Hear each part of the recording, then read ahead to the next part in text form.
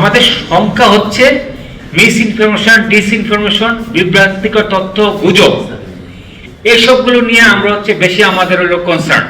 ফরিদপুর ও মাদারীপুর জেলার অর্ধশত গণমাধ্যম কর্মীকে নির্বাচনকালীন সাংবাদিকতা বিষয়ক প্রশিক্ষণ প্রদান করা হয়েছে। তথ্য ও সম্প্রচার মন্ত্রণালয়ের অধীনে প্রেস ইনস্টিটিউট বাংলাদেশ পিআইবি এর উদ্যোগে ২৬ জানুয়ারি শুরু হওয়া ২ দিনের এ সাংবাদিক প্রশিক্ষণ কর্মসূচি শেষ হয় ২৭ জানুয়ারি। ফরিদপুর পৌরসভার হলরুমে অনুষ্ঠিত প্রশিক্ষণ কর্মসূচির সমাপনী দিনে প্রশিক্ষণ গ্রহণকারীদের মধ্যে প্রধান অতিথি হিসেবে উপস্থিত থেকে সনদপত্র তুলে দেন ফরিদপুরের জেলা প্রশাসক ও রিটার্নিং কর্মকর্তা মোহাম্মদ কামরুল হাসান মোল্লা। অপপ্রচার ও অপতথ্য না ছড়ানোর আহ্বান জানিয়ে প্রধান অতিথির বক্তব্যে জেলা প্রশাসক মোহাম্মদ কামরুল হাসান মোল্লা বলেন, নির্বাচনের আগে ও পরে যে কোনো সংবাদ তৈরি বা পরিবেশনের আগে তথ্য উপাত্ত যাচাই বাছাই করে নেওয়া আবশ্যক। ভুল তথ্য সম্বলিত একটি সংবাদ আপনাকে ও আপনার প্রতিষ্ঠানকে প্রশ্নবিদ্ধ করবে। 2 দিনের এই প্রশিক্ষণ কর্মসূচির প্রথম দিনে নির্বাচন রিপোর্টিং বিশেষজ্ঞ ও সিনিয়র সাংবাদিক জিয়াউর রহমান এবং দ্বিতীয় দিনে বিপিজে এর সভাপতি ও ঢাকা মেইল এর নির্বাহী সম্পাদক হারুন জামিল প্রশিক্ষণ প্রদান করেন।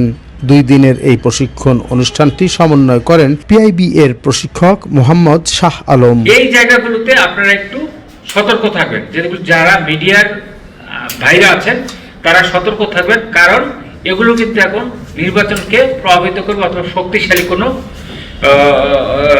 একটা তৈরি করবে।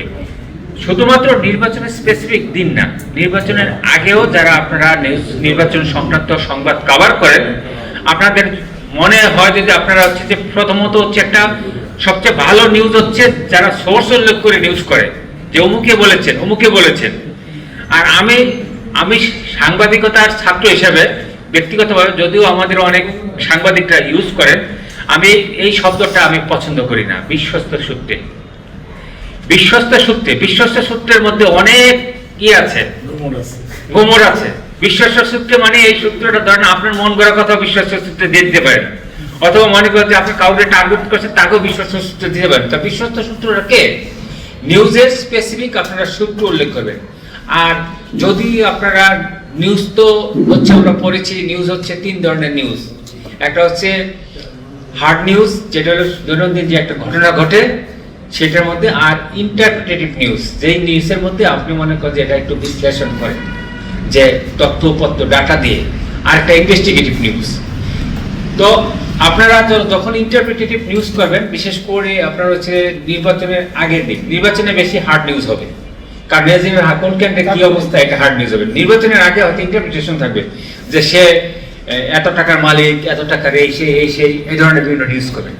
তো আমি বলবো যে দয়া করে আপনারা যখন নিউজগুলো করবেন তখন হচ্ছে যে তথ্যপত্রগুলো যথাযথভাবে যাচাই করে করবেন। তাহলে কিন্তু হচ্ছে কি সাংবাদিক হিসেবে আপনার গ্রহণযোগ্যতা, আপনার ক্রেডিবিলিটি, আপনার উচ্চতা, আপনার সম্মান এগুলো কিন্তু হবে। আর না হলে অনেকে বলে যে এই সাংবাদিকতার সাথে সাথে তো জার্নালিজমের সাথে সাথে তো জার্নালিজম একটা শব্দ আসছে না। তো আমরা আসলে সবাই জার্নালিজম থেকে বিরত থাকবো। আর আমাদের যে নিউজ যথাযথভাবে যে নিউজ সোর্সগুলো থাকবে, প্রয়োজনে রিটার্নিং অফিসার যদি নিউজ সোর্স হয় তার কাছ থেকে জেনে নেবেন, প্রিজাইডিং অফিসার যদি হয় তার কাছ থেকে জেনে নেবেন। জেনে নিয়ে আপনারা নিশ্চিত হয়ে প্রতিবেদন যদি তৈরি করেন তাহলে এটা অনেক বেশি গ্রহণযোগ্য হবে।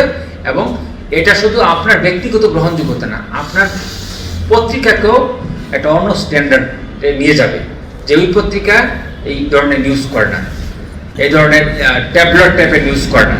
ট্যাবলয়েড আমি খারাপ বলতেছি না, ট্যাবলয়েড এক প্রকারের আছে আর কি, যে ওই ধরনের নিউজ করে। তো সুতরাং আমি বলবো যে আপনাদের এখন আমাদের যেরকম আমরা ব্যস্ততা যাচ্ছে, আপনাদের ব্যস্ততা কম না, আপনাদের ব্যস্ততা অনেক বেশি। আপনারা বিভিন্ন জায়গায় ছোটাছুটি করেন, নিউজ সংগ্রহ করেন, কষ্ট করেন। আর আমি ফরিদপুরের সাংবাদিকদেরকে আমি ধন্যবাদ জানাবো। আমি ফরিদপুরের সাংবাদিকদেরকে আজকে যেহেতু একটা বড় পরিসরে আমি কথা বলার সুযোগ পেয়েছি, বাইরের অনেক জেলার সাংবাদিকরা আছেন, আমি ফরিদপুরের সাংবাদিকদেরকে বিশেষভাবে ধন্যবাদ জানাবো যে তারা নিউজ করার ক্ষেত্রে অন্তত নিউজ সোর্সগুলো যাচাই বাছাই করে নেয় ক্ষেত্র বিশেষে। আর যেগুলোকে আমরা হচ্ছে যে ওগুলোকে আমরা আসলে নিউজ অনেকে ইউটিউবে করেন, এগুলোকে আমরা আসলে ট্রেডিশনাল, যেটা হচ্ছে যে আমাদের যে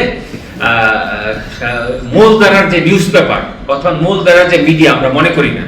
তো কেউ যদি ইউটিউবে বা ইউটিউব চ্যানেল অথবা চ্যানেলে করেন, ফেসবুক পেজে করেন, সেগুলো আমরা মূল ধারার যেহেতু করি না, তারপর মূল ধারার যারা সাংবাদিক ফরিদপুরে তারা অনেক বেশি সাংবাদিকতার ইথিক্সটা মেনে চলার চেষ্টা করে এবং তারা নিউজের যে অবজেক্টিভিটি, বস্তুনিষ্ঠতা, ঠিক আছে, এই বস্তুনিষ্ঠতা কিন্তু আপনাকে নিউজের মূল প্রাণ কিন্তু আপনি একদিন নিউজ করলেন, একদিন নিউজ করে আপনি আপনাকে অন্য উচ্চতায় তুলতে পারবেন, একদিনের একটা নিউজ আপনাকে একদম নিচে নামায় দিবে।